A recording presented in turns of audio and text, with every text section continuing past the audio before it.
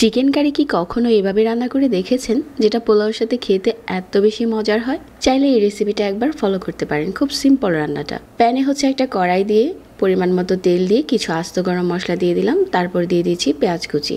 হাতে সময় কম থাকলে রান্নাটা আমি এভাবেই করে থাকি। পেঁয়াজটা যখন কিছুটা নরম হয়ে যাবে, 2 টেবিল চামচ দিয়ে দিচ্ছি আদা আর রসুন বাটা। এখন দিয়ে দিচ্ছি গুঁড়া মশলা, মরিচ, হলুদ, ধনিয়া আর ভাজা জিরার গুঁড়া।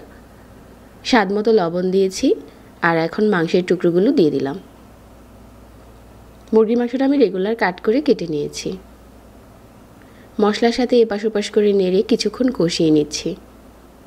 এই পর্যায়ে 1 কাপের মতো পানি দিয়ে দিচ্ছি আর কিছুক্ষণ ঢাকনা দিয়ে ঢেকে রান্না করে চুলা থেকে নামিয়ে নিচ্ছি।